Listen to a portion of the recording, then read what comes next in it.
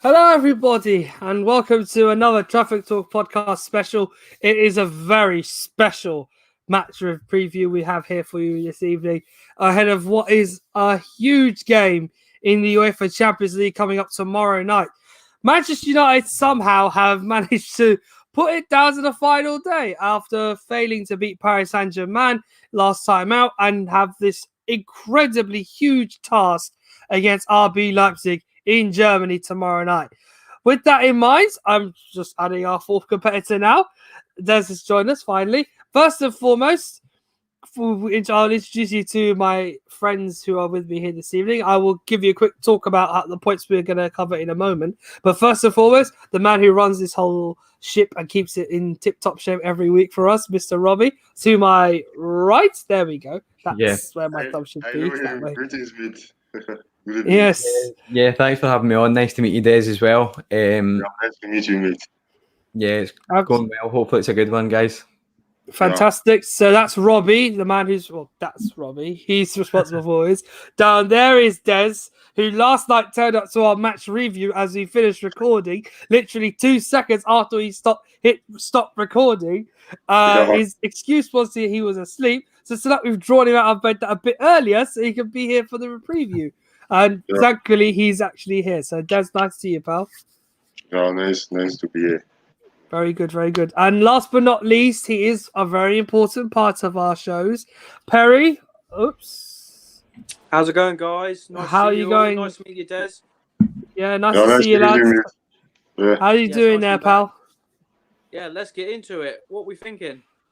It's best we think cautiously for a second. But here's what we'll cover tonight. We'll obviously cover a little bit on Leipzig. I'm going to give you my scouting review on them from last week in Istanbul after that fantastic game they had against the Turkish side. A great game. I was there. I can't tell you how crazy the benches were that evening. I'll give you my thoughts on them and what the boys will think about the opportunity United have to get a point against tomorrow.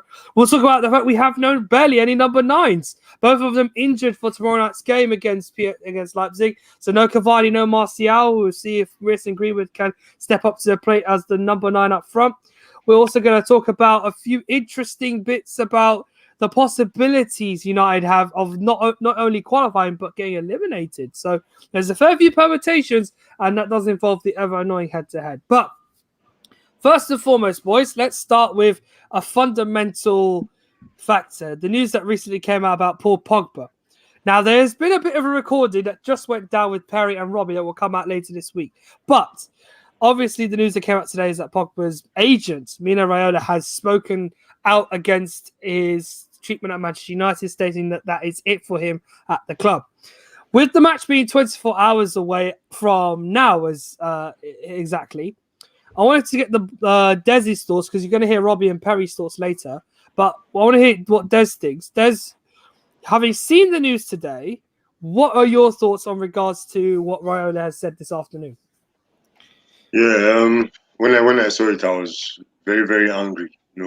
I hate listening to whatever comes out from the mouth of that fat Italian. I mean, over the years, the guy has constantly caused trouble. When things are going very well, he will just come up with a comment and just to stir the pot and shake everybody a bit. I mean, we can take our mind back to 2018 before the derby against Manchester City when we beat them 3-2 at the Etihad. He brought out a comment saying he offered Paul Pogba to Pep Guardiola, and then Pep Guardiola rejected. And at the end, Paul Pogba ended up scoring 2 goals in that game. Then again, I can remember another tweet that he put out in 2018 too, talking about Paul Scholes, telling Paul Scholes to go and find out how he's going to improve his coaching, and it's not going to be very difficult for him to find a club for Paul Pogba. And now again, he has come up with this after Paul Pogba had just scored a worldie against West Ham. So it's as if every time Paul Pogba has a good game or a good performance, Mino Raiola comes up with these comments. And one thing that pains me is this: so many United fans would always try to, defend Paul Pogba and say he's innocent, like he has no clue whatever Mino Raiola is doing. I mean, Mino Raiola has been Paul Pogba's agent since 2011, just before he went to Juventus. And an agent of a footballer is an employee of that footballer. It's not the other way around. Paul Pogba is not an employee of Mino Raiola. Mino Raiola is an employee of Paul Pogba. So whatever Mino Raiola is saying, Paul Pogba is aware. Mino Raiola is like his mouthpiece. So I honestly do not see why United fans would keep on defending. I mean, today, just after that comment Fabrizio Romano tweeted, so many you still saw United fans, defending Paul Pogba, and to be very honest, it's very tiring. Left to me, right now, I don't think he's a 60 million player even. Yeah, I feel his value has dropped totally. Last season, he had so many ups and downs, with injuries and all that. Same thing has been happening this season, below par performances. So for me, I feel Paul Pogba's time at Manchester United is done for me. Yeah. I mean, I can't disagree with that. Someone's got to sort my echo out in the background there. But yeah, I can't disagree with that. It's a bit of a shame that we've had that news today. Again, I don't mean to put a sponsor silence on Robbie and Perry, but because they've done a show on this, I want them to be able to release their thoughts on that when that gets released later this week. So I'll leave their thoughts for that. But for me, it's bad. We don't need this for a big game. But to talk about now on the pitch, tomorrow night, we are missing two key players in Edinson Cavani and Anthony Martial. We don't have two number nines up front tomorrow night when we've needed them the most. Obviously, Cavani's form last 2-3 games has looked very good, and we kind of we were very surprised to see his instant impact, even though he's a world-class poacher. I love scoring goals. He's just top class anywhere in the box. You find him there. His movement's amazing. His confidence in the box is amazing. His shooting ability is fantastic. But to score 2 goals in the nature that he did was just fantastic. To prove that he can still do it at 33 is quite remarkable. We will definitely miss him tomorrow night. On the flip side is Anthony Martial, who's been off colour since the international break. And I talked about this on the review yesterday. It's a worry that his form has gone this bad. So in regards to tomorrow night, it all rests on Mason Greenwood, boys. What do you think we could depend on Mason Greenwood to salvage our Champions League hopes tomorrow night? Start with you, Robbie. Well, I think that Mason Greenwood, we know he's got the ability. He's got the ability to play, literally. And see, now that I say play, he's got such a raw ability, which I think a lot of players nowadays do miss. Whenever the ball's at his feet, you think he's got a great chance of scoring, which with Martial right now, I don't see him scoring whenever he's got the ball. He looks disinterested, and I think it's actually for the best. The fact he's injured and get a bit of time off, because he's nowhere near the level that he is last season. And I think we do need to also see a real improvement from Martial, because you look at it and you think now he's 25. We can't even say he's young. Like we can't use that excuse anymore. He needs to be scoring 20 plus goals a season, and it doesn't look like he's going to do that this year. So I think Greenwood, obviously he's young, probably our biggest game this season so far. Going back to the Istanbul game, we should really have closed it off in that game, but we lost 2-1, against quite a poor team. Probably would finish bottom of the Premier League. And you look at it and you think we've made this a problem, because we all started this with the first review, which was whenever we won 5-0, and I was watching it and everyone was ecstatic. Des and Ahmed, two of you were buzzing about the result, and you look at it now and you think, how are we here? How are we now having to beat the team that we beat 5-0 in the opening game? Sorry, was it the second game? It's just frustrating. I know, it's very frustrating. To be in this position is not ideal, and we did, I feel, get a bit of a warning of that from playing against Istanbul in the reverse match at Old Trafford. Despite being in the convincing lead, taking off our key players and then conceding, and they had spells in that game where they was putting pressure on us, was a precursor to what Paris would do to us a week later, and when they won 3-1 last week. Obviously putting us in this position. I wanted to bring up a quick thought by FPL Techers. Nice to have you on the show, FPL. First, he wants our thoughts on Alex Telles. I I'm quite positive about the guy. He's done very well so far at Manchester United since he arrived in the beginning of October, sorry. And yeah, he's been great. I don't know yet if we've seen him at his best, but there have been glimpses of him. So, good old Pepe United can help me answer this one. You've watched him play. I want to hear from you what you think about Alex Telles so far this season, and do you think he's been made the sort of impact that Man United fans have been hoping to see from him so far? Yeah, for me, I rate him. But if I'm honest with you, I would rather Telles than Shaw. But I think just before Shaw got injured, I think he was doing pretty well. Like he was starting to do all right. But I'm happy with Telles. He's got a good crossing and what I love. He's already getting some assists. He's already getting amongst it. So yeah, I'm happy. I think that defence is a centre back away from being like a solid defence. Really, there's some good backup players in that team as well. I can't disagree with that. It's a fair shout, and Alex Telles is a quality player, so I would say we have someone of, probably one of the best left backs in Europe on our hands here. So nurturing him through this tough spell will be very key. Rich Sports is in the chat. He obviously said hi to us and hi to you, Rich. He states that tomorrow is a really tough game and we should get onto tomorrow more now by focusing on the opposition. Now, I told obviously a lot of you last week that I was in Istanbul to watch them play against Istanbul Başakşehir, and if that's a really great game, a 4-3.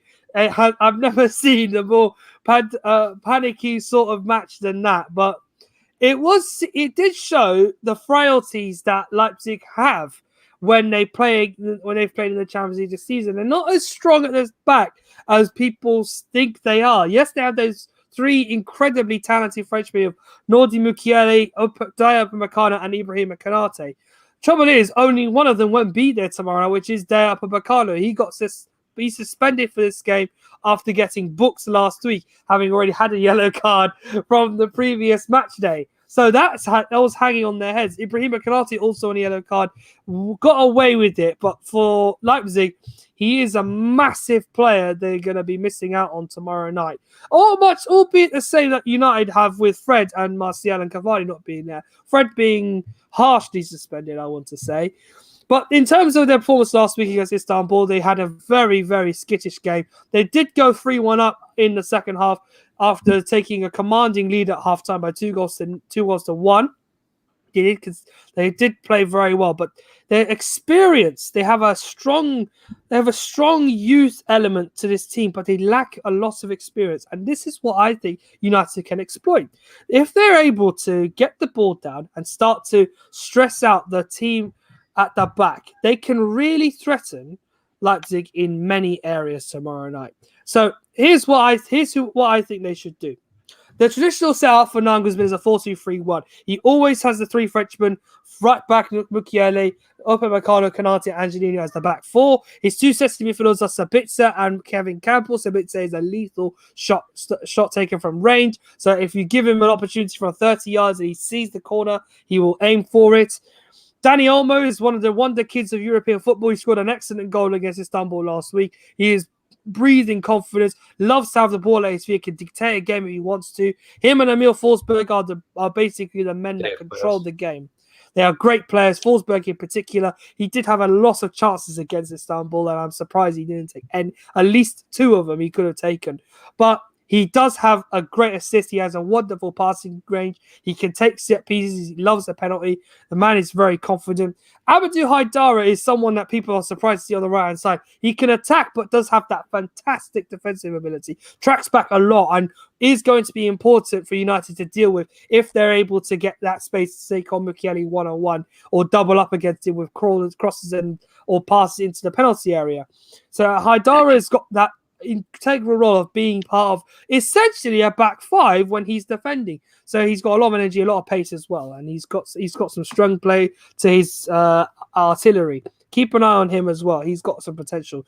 Yusuf Poulsen is up front, Danish international. He got a nice 8.8 last week according to my football goal and an assist, but you can't count out the fact that also in the previous game against United at Old Trafford, they did have a lot of height. There's about based on the lineup they have, a good chunk of that team is 6'1" plus in the likes of Soroff, Poulsen, Upamecano, Kanate, Mukiele.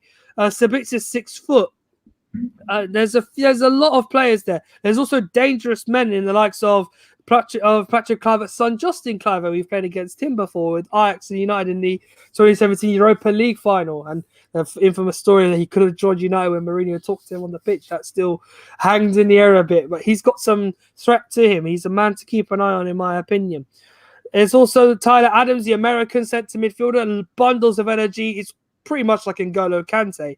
He loves to run around. He loves to win the ball. He thrives in the tackle, and he will always be a man to just rely on for a little bit of fortune. He scored in the Champions League against Atletico Madrid in the summer, so eyes on him as well. Their frailty, though, as I've mentioned, is maintaining a sturdy defence. They let 3 goals in last week through Ilfan Cankevici's hat-trick after 2 goals from outside the penalty area and a free kick beats Peter Gulaschi, the goalkeeper. So if United are to get some success tomorrow, it might have to come from range. So get that ball to Bruno and let him shoot from range. Or Donny even. Donny's got a good right foot. He can score from range too. So there is a threat that United can exploit, and it is from outside the penalty area if Leipzig do not close the gap between the 2 sitting defensive midfielders and their back line. Key to cover that space, you have to get Bruno in behind there. You need the 2 men in the up front positions to be attacking the centre halves. Whoever, I think Willy Orban will play there tomorrow night, the Hungarian, with the absence of Upamecano. So you're going to really need to use the ability that Greenwood has with his pace and Rashford supporting him to exploit the fact that Orban lacks game time and he may not be as sharp. That should be something to look out for. Angelino, though, for me, is someone you really need to keep an eye on. Ex-Manchester City left-back. He's been there since the beginning of last season. But that player has a bundle of skill. He loves to get forward, but he's equally as good in defense and has played against Manchester United before. So he has knowledge of the opposition a little bit from the derbies he's played against in the previous couple of seasons. That man is a key player to watch over. He assists, he can score, he's got a good left foot, and can also be a very dangerous customer on the edge of the area when it comes to crossing the ball into use of Poulsen. So United's height, again, will need to be put into strenuous tests. Could be a shout for Nemanja Matic to play tomorrow night with Fred's suspension. We may see that as well.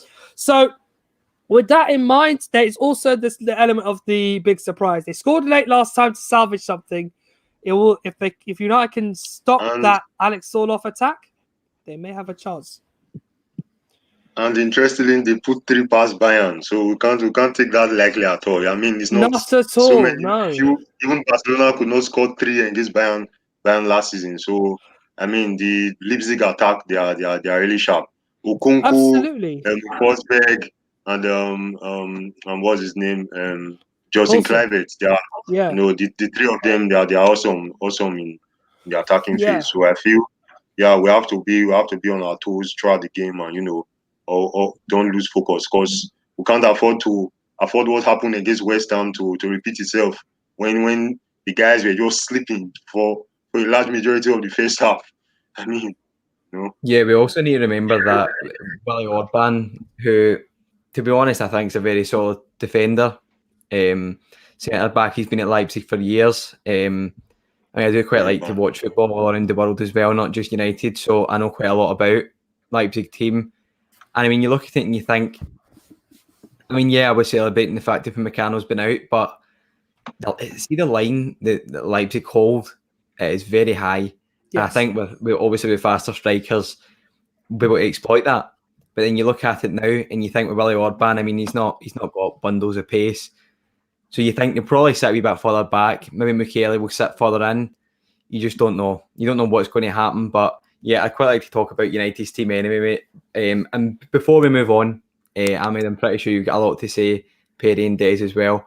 But I'd like to say that tomorrow we've obviously got a Community Talk podcast coming out as well with Patrick Burns, who very controversial guy, to be honest, and today's views about the fact he's not watched a United game for over a year. Sorry? Nothing. I said, what was Ahmed grabbing there? My leg. My whole leg. Yeah, so that'll be out tomorrow. Make sure to watch that. United fan in the community. Absolutely. I would say you've got to tune in for that because Robbie's got a right on ringer there in Mr. Burns. Not literally the one who's a lot of money, but at the same time, absolutely fantastic. Touching on Dez's point just then about Leipzig and Bayern on Saturday, 3-3 there. It's a strange one because a long time in that game, Bayern were losing. So it's showing that the efforts they made to win the treble last season are there. So if if Ollie has watched that game, and I hope he has, I'm quite sure he will have seen the vulnerabilities Leipzig have in defence with Upamecano in the team, so they'll compare it to how it is without him. But let's now talk about how Manchester United should line up tomorrow night. Because on Saturday we lost Martial and Cavani, we rested David De Gea, and there is a small possibility we still have to play Rashford with the shoulder injury, and Bruno Fernandes should start. Who do you guys think tomorrow should be the focal 11 that will take United through to the last 16 of the Champions League? I want to hear it from... Yeah, all right, I'll go for it. I don't know. Honestly... All right, Perry. I'm only going to guess what I think the starting 11 is, and everyone else will do the same, yeah? I'm going to go... Go on, then. Big up Cameron. I'm going to go... He's got his thoughts, by the way. Yeah, I'm not surprised. Yeah, now I've got to admit, I don't want to dwell on it, but what a disgrace. It's the biggest game in the last 3 or 4 years of our club. It really is. And it's just such a disregard and disrespect to that team. And there is teammates and players. Forget what's happened in and out of the club. It's time. He's got to go. It's time to go. That for me is just a disrespect to everyone in that squad. Absolutely. And the manager as well. I think Ole's tried to accommodate him, and you can look. Yeah, right. Back onto the thing. Henderson, Telles, Maguire, Lindelof, Wan-Bissaka, McTominay, Fred. Fred's suspended, Perry. Is he? Oh, yeah, Come on. Yeah. Red sorry. cards. It's going to be Matic, isn't it? Yep. Matic will have to play there. I can't see it. Well, we can't play anyone else, Robbie, because we have no Fred. Donny or Matic would make sense. Donny and Matic would make sense. Maxos of Winterfell. Yeah. McTominay. Yeah. Okay. I think he's going to go with Bruno, isn't he? It's just I feel sorry for Mason. This is a big game, and he's got a lot rest on his shoulders. He's only a young guy, but we haven't got anything else, have we? So.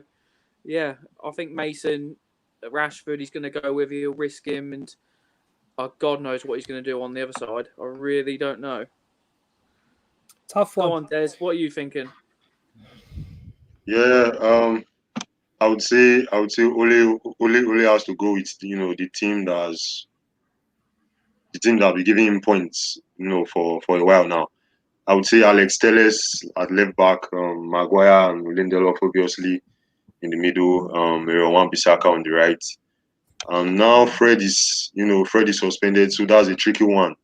So many people will go with Matic, but for me, I would say McTominay because I feel Matic, his legs are not what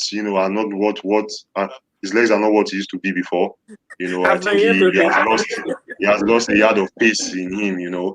And looking at tomorrow's game is probably the biggest game since the Europa League final of 2017. I mean, we lost the semi-finals last season, so can't count that. So tomorrow, if we don't beat Leipzig, we are gone. We are done for. So we have to win. So I feel McTominay has to be in there, then Bruno and Donny van de Beek. Because for Pogba, I just feel these comments coming in from Raiola right now is probably going to mess with his head one way or the other. And I hope Edison Cavani is not benched because Ole said he was injured. I think he got a knock at halftime against West Ham.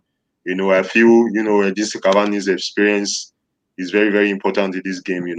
So I feel Edison Cavani has to be there. Then Rashford and hopefully Tony Martial. Yeah. Okay, Robbie.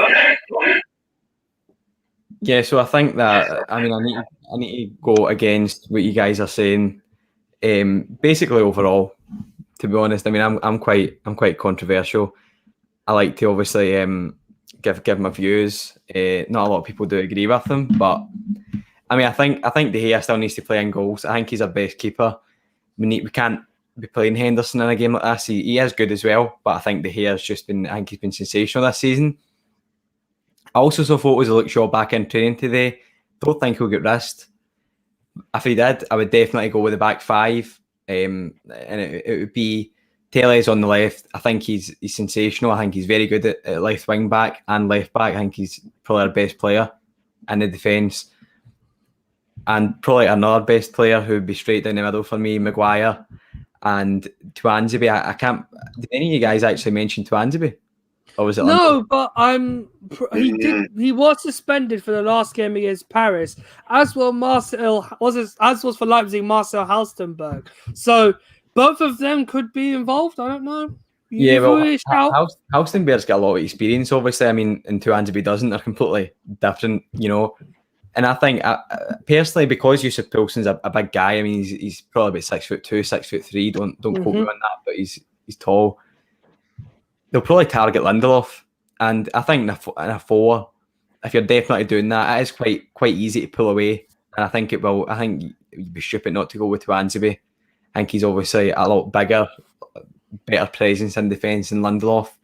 I think obviously Maguire, he's been sensational. I've been praising him in the last while. I think he's done sensational. He's found form again. And Wan-Bissaka at right back, there isn't really anyone else where I look at and I think he's the best, you know. Yeah, I mean, Hendo's his distribution is good, but those De Gea's exactly. And then going to midfield, and you know, everyone's saying Matic, and we also need to remember we've probably got one of the biggest games of the season of Manchester City at home at the weekend. So I think it's bizarre the fact because Matic can't play 2 games in a row. Let's be real. He's not got the legs for it anymore. So I think personally, I'd like to go with Fred, but obviously we can't. McTominay, the Scottish Bond, the link. We need to get him in. No, I'm kidding on. I'm not biased about him, but I would probably still start him. I think probably the best we've got just now, and probably Van der Beek as well. I think McTominay, Van der Beek, and Bruno Fernandes in attacking mid.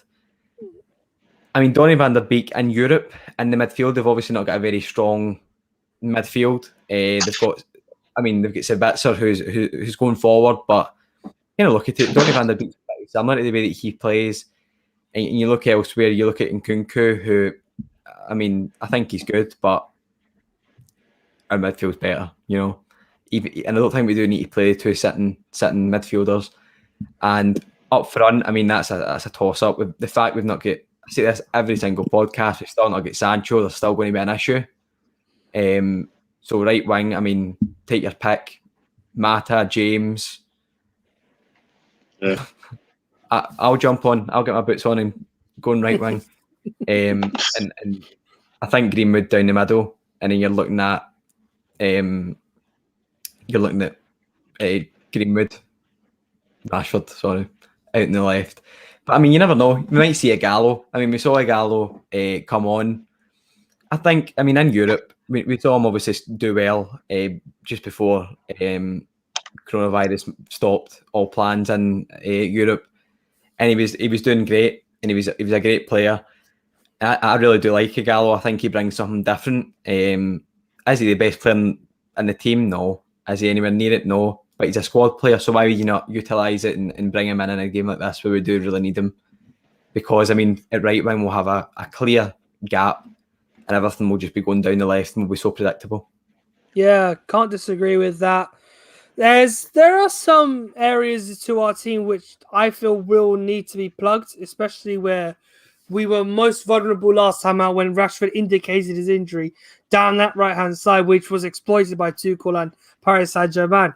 So for me, I'm not one to disparage it, but I think Donny van der Beek has to start this game. The reason why is that I would rather have the man sitting rather than two men sitting. The pivot works only when Fred plays. If Fred doesn't play, then we're already a man light in terms of the energy and the sort of carelessness we can have in midfield.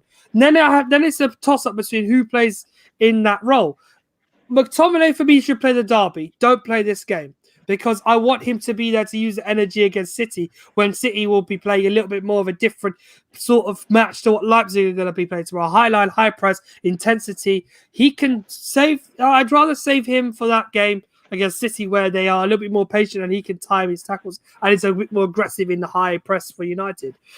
My team, though, much like you guys, the back five is the back five. De Gea in goal, Wan-Bissaka, Lindelof, Maguire, and Alex Telles. That's a simple. It picks itself really because Tuanzebe has a shoe-in. Yes. I don't think it does pick itself. I mean, you look at Lindelof and you think he's sus. He's sus. I get it. He's got clear issues. Like, surely you go with Tuanzebe, especially in a game like this where, I mean, we saw it earlier on in the season and I spoke about this. Dominic Calvert-Lewin caused us problems because they targeted Lindelof. Pick for kicks, that's probably the only thing he can do. And the ball went up so many times to Dominic Calvert-Lewin against Lindelof, and he get bet every single time. Yeah. So, while I think going with three at the back is a wise idea, I don't know if all of our centre-backs are fit. I don't know if Eric Bailly is fit enough to come in. I know Scott McTominay would be able to do that as an emergency fill-in if we did hit a problem in the match. But I would rather have that safety net because I want to think about not just tomorrow, but I want to think about Saturday as well. To get through tomorrow night with at least 4 fit centre-backs, and then we can focus on working our way around it. Scott Russell wants to talk about Diogo Dalot, since he isn't mentioned in the back five. Dalot's at Milan, obviously, and he's doing very well over there, but I'm going to talk about him later. Okay, so I know why the back five isn't a shoe in everyone's eyes. For me, unfortunately, this is the back five that's done relatively okay in some cases when we've recovered in games, and we'll be able to ride out a difficult result. So back five is back five. De Gea, Wan-Bissaka, Lindelof, Maguire, and Alex Telles. The midfield will be a diamond for me. I don't know if I don't want a double pivot tomorrow night because they will be playing that sort of formation in any case. If he goes with 5-3 at the back, then Oli should match it. But if Nagelsmann doesn't do that, we go with a diamond. The diamond should be Matic playing a deep lying role. Then you have Van der Beek playing on one side. You have if he feels like Pogba's news is going to be a problem for him mentally on the pitch, then you play McTominay. If it doesn't, Pogba starts. Then it's Fernandes, Rashford, and Greenwood up front. In Istanbul, against Istanbul in the reverse tie, he did that experiment where he played the 5 of them at the same, 3 of the 4, the 5 at the same time. Van der Beek, Fernandes, Martial, Rashford, and I believe it was somebody else he played that night. Let me just get that out very quickly. But he played that sort of, he experimented that night with Van der Beek and Fernandes in the same team. Yeah, Fred played that night as well, and Cavani up front. We won't have Cavani tomorrow, but unless that knock isn't serious, we won't have Cavani tomorrow. If, though, we have that thing, that shouldn't be too wrong. Scott Pros realised Dallas not a United anymore. But it's all right, we forgive you, pal. But I want to see if he can pull off that experiment again. Constantly attack, barrage the opponent, and force something to happen. I think the diamond's the best thing to do. But if he does go with 5 at the back tomorrow against Solskjaer and does Leipzig, then we should match them for it and try to utilize the centre-backs we do have fit enough to be able to play that game. And then we should see Tuanzebe hopefully match fit and ready to be able to use that pace like he did against Paris in the first game. But, we all beg to differ. We just hope that Solskjaer picks the system that is the most suitable for the opponent we're playing, because this team can at times not only press high, but they attack very well. So sometimes playing 5 at the back doesn't always work, but we have to wait and see, hopefully, if he succeeds or not. So, next up on the agenda, we've talked about no number 9s. We've talked about Leipzig's threat. We've talked and the setup they possibly could pose. We've talked about our possible 11s. Now, what we should try and determine is how do United try to prioritize this game and Saturday by getting the ideal result tomorrow night. For me, they need to get the win. I want them to win this game because there are permutations that can see United out of the Champions League and into the Europa League, which I think all of us here unanimously wouldn't want that to happen. So tomorrow night, United need to win and just win their game. Doesn't matter what happens between Paris and Istanbul. As long as they win, they qualify. Failure to win, they're out. Draw will send them through, but they need to hope that they don't concede a certain amount of goals, I believe, because that would then give Leipzig a chance to overtake them. So, boys, it comes to the point where the prediction is now needs to be ready in your heads because this bit is hard. We don't always make predictions on this, but for this one, we're going to make one. I'm going to go in clockwise order from Robbie over to Perry, then to Des, then to me. So, Robbie, obviously you can say a bit about the game, how you think it's going to go, but what do you think will happen tomorrow night? Yeah, I think it'll obviously be a tough one. I mean, I know we did beat them 5-0, and I spoke to some of my friends about this, and you're like, yeah, we can't go, as Cam says, we cannot go out and just try and batter them. See the way we done against Leipzig earlier on in the Champions League, and we obviously looked amazing, but in the first half we looked very slow, sluggish until the second half, until Rashford come on and change the game. Maybe this will happen in the game, but personally, I mean, I'd love the game to be over and done with in the early stages to avoid any main issues. So we can bring off Bruno, bring off Rashford, keep them fit for the weekend, because if I had to prioritise a game, it would be the game against Man City at the weekend. I think we do need to win that game. Obviously, this game, maybe we will go with 5 at the back. You obviously never know. I mean, I don't think Dallo will play right enough. He's at AC Milan, but yeah, I think we just need to, as Cam said, defend. So I'm going to go maybe 1-0. I can't see us losing, but I can see Leipzig putting up a good fight. Okay, Perry, what do you think is going to happen tomorrow night in Germany? I'm going to be a pessimist, and I actually think we're going to get knocked out. Ooh. I don't know why. Yeah, I don't. Obviously, I don't want us to. I want us to qualify and get the champ. But I just think I don't know. I've just got a feeling we're going to go. The scoreline? 2-1 Leipzig. Okay. Come on. Wow. That's an interesting turn of events there. But okay, fair enough. Everyone's got a platform. No. What do they have? Like, what do they have over us? Like, why would they beat us? See if we play like a half decent team. Like, yeah, I think they've been doing well in their league. I like their manager. Obviously, I know we stuffed him at Old Trafford, but I think they would have learned from that. I think they're a well-drilled team, and yeah, I think it's gonna be hard.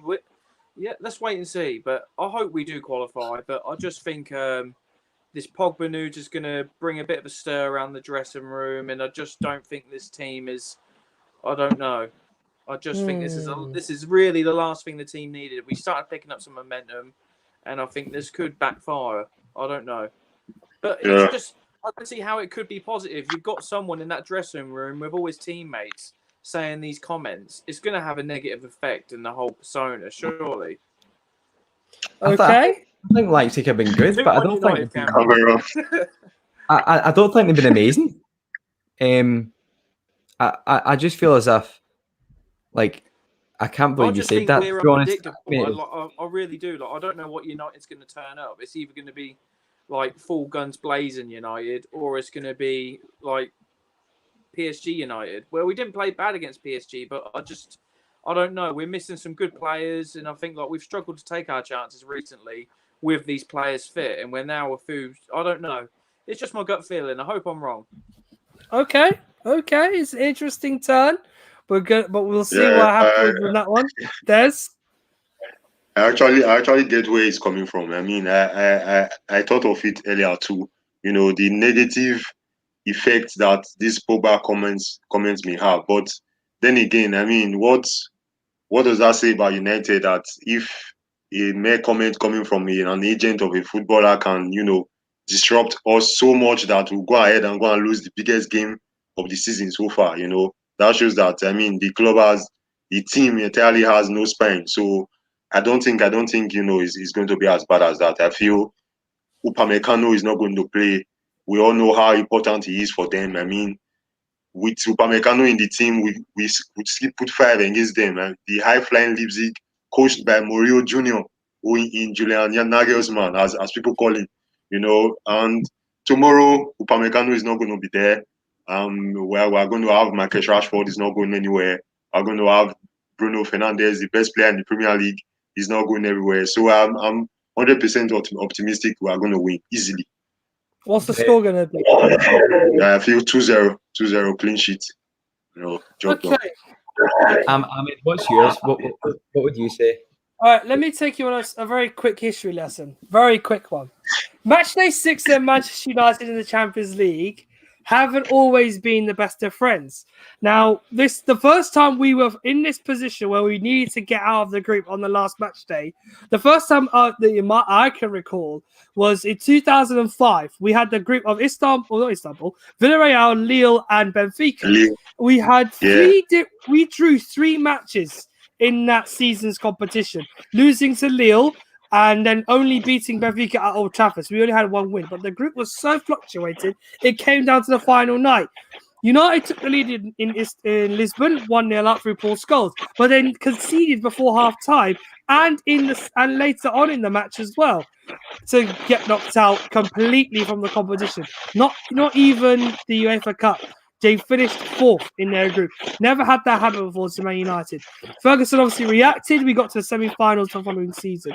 But that was the first time United had been eliminated as bottom of their group under Ferguson in the Champions League. Then in 2011, a group of Valencia, Basel, and I just need to make sure I get this right. Valencia, Basel, and another team that we had in our group. I'm trying. I can't exactly remember. But we went down to the last match day again. I think it was Cluj. So I can't remember. But it was last match day, 2011 against Basel. We needed to win that game to qualify for the last 16, and we were in Switzerland that night. Yes. So that night, United went behind through Alexander Fry scoring the first goal. We then went 2-0 down and scored something very late towards the end of the game. I think Phil Jones scored like a hit ball that hit the crossbar. If we equalise, we qualify, but we never made it. And that night we were knocked out. 2015. I've grew up seeing us winning the Champions League, but I've also grew up watching us eliminated by the Elsa's teams, Bayer Leverkusen's. Obviously, Bayern Munich were good, but on paper, we've never actually been that good, really, in the Champions League. We've always usually qualified, sometimes got knocked out. It's never really been our forte, has it? The league has always been our bread and butter. Yeah. I can't disagree with that, Perry. I really think we are in a great... I can't remember, making sure I forgot my role there, but I was talking, friends. Nevertheless, you have a fair point, and I was about to mention 2015. I talked about this on yesterday's review. We went into that game with injuries again in that match under Van Gaal, and we all don't want to remember that night either. But United lost 3-2 in Germany to Wolfsburg, needing a win to qualify for the last 16. And what happened that night? Took the lead through Martial, went 2-1 down before half time. Then equalized. I think we conceded again before equalizing later. Well, no, scoring one back to make it 3-2. That night, we needed one more to survive the competition, and a miracle between Eindhoven and CSK in Moscow that never came. We went out of the group stage and into the Europa League. So the sort of similar scenario is happening again here. Germany, matchday 6, away from home in the Champions League. The omens say that's not a good sign. But Saturday against West Ham and last Sunday against Southampton showed that we do have tenacity and confidence to come back from behind in games. I don't want to rely on that completely tomorrow night. I would like us to just get the job done. I wouldn't mind us getting a draw, which is my favourable result. I wouldn't mind a 1-1 draw because I trust us to be able to defend a result like that. If we haven't had luck in Germany in 2020, obviously, with the Europa League. So going back there, bearing in mind, we do need to get a result. I'd go for the draw. A 1-1 draw for me. Crucial, we just get the job done. And if we get through tomorrow night with the result and into the last 16, yes, we have harder teams in the next stage, but it just ensures that we're there. If we are eliminated, that then puts us in a difficult position in the Europa League, because the Europa League last season, we saw how challenging it was post-coronavirus for us to be able to muster form and get into the semi-finals. We did it, but Sevilla, as kings of the competition as they are, once again conquered us. There's a lot of competition in that. Sorry, Ahmed, I didn't mean to cut you off, but No problem. Just to recap, I also read that United do actually allow, they put in their finances like that they are going to qualify from the group stages, so it's going to be a big hit to the club financially as well if we do get knocked out. Like I think it's 15 million, what I think I read. So yeah, as you said, like going into Europa, like it's going to be, wow. I don't want to think that far ahead, to be honest. No. I mean, that's where obviously your prediction did kind of stir the pot a little bit in terms of my thinking, Perry. To be honest with you, if we do end up, I do take into consideration. Who's behind you, Des? There's no one there, Des. I promise. I promise you, I am convinced that if we did drop into the Europa League, we are contenders to win that competition. Last season, we did show glimpses and quality nights away from home in the competition. But yes, it is the secondary competition. While it is frustrating, if we don't get out of the group tomorrow night, we just have to put our eggs into that basket and trying to get into that into the final of that competition and winning it. We got to the semi-final last season. And I know, look, I don't want to think the worst. So trust me, I don't want us to get knocked out of the Champions League. But if we go into the Europa League and we don't get out of the group tomorrow night, the fundamental thing we must do is not to make a hissy fit and a fuss about it. The job we must do is try and finish well in the Premier League and get into the final of the Europa League. Not the semi-final, the final. There's a lot of tough teams in this competition. I know that for sure. But I wouldn't mind us getting in the last 16. That'd be great. But if we don't make it in the last 16, we focus on the Europa League. Get that job done. Get through the competition and make it to the final. We got to get there. If we make it through the last 16, we just have to see what happens in the next round. If we get knocked out, we get knocked out. But yeah, for me, 1-1. Yeah. What's everyone's thoughts on how I think we've done quite well in the group. Like I think we all remember it was called the Group of Death. Like I think they've exceeded my expectations to how we'd do anyway. I would have bitten your hand off if you told me we'd be top of the group before match day 5. It's Group of Death, and then we lose off a team who should get annihilated every single game and pick up no points. That's where the issue lies. Like there's no consistency throughout the full team. Yeah. See the fact that we had 6 points, like we were all talking, we're through, we'll get there, no bother. We've beaten PSG and Leipzig now. And now look at us. By that time, we've won 1 and lost 2. And we're right back at the start. We need to win this game. Well, we don't need to win, but to be honest, I think we do. I think we need to try and get top of the group because, I mean, if we come runner-up, the teams we can come up against are pretty scary. Well, UEFA have us. Sorry, Perry. Just quickly before you get your thoughts across, we have UEFA telling us that we are top of the group as things stand. Even though PSG have a better head-to-head than us, we are still top of the group. So, I would assume winning tomorrow night guarantees us first place. I think mainly because of the way I think something about normally head-to-head determines it, but we have a superior goal difference to Paris. So I think if it was deadlocked on goal difference and points, then it would go to head-to-head. So I believe we would still win the group if we win tomorrow night. Drawing means we finish second. So the worst thing that can happen is we lose first place and a favourable tie in the next round. However, as proven before, we can still run into teams in the next round if we get through tomorrow night. So just bear that in mind. So Perry, you were going to say something? No. I was only going to reflect on it's a huge month coming up for us. But it may not seem it, but I'm actually feeling quite optimistic. I can't remember. I was thinking this time last year, Liverpool pretty much won the league. At least we're in the mix for it this year. I think it's a huge month coming up, and we can qualify, hopefully win a few more games towards this month, and we're going to end Christmas in the title race and in the last 16, which is like, I really didn't think we would be doing this well. I can't disagree with that. I can't disagree with that. But my focus is on tomorrow first. I said this on the review on Sunday. I want us to focus solely on getting the result we need first in Germany before we go on and talk and see what the next games hold up for us. Because after Leipzig, our next 6 games are not looking very good. We do have Sheffield United bottom of the league after Man City.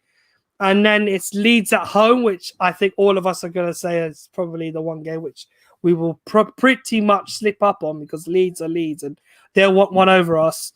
We have Everton in the Carabao Cup, which Solskjaer, I know he doesn't take it seriously by the look of it, but because it's a competition we've got the furthest in so far, it's something we should take with full confidence in trying to get through Everton. We did it already once at their ground. We should focus on getting through that again. A tough trip to Leicester on Boxing Day.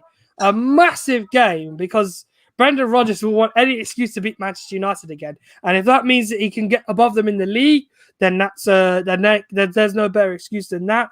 And then 3 days later at home to Wolves at Old Trafford. So our next 6 doesn't look good. But boys, I'd rather we focus on the immediate future. Tomorrow night, the importance of the game cannot be stressed.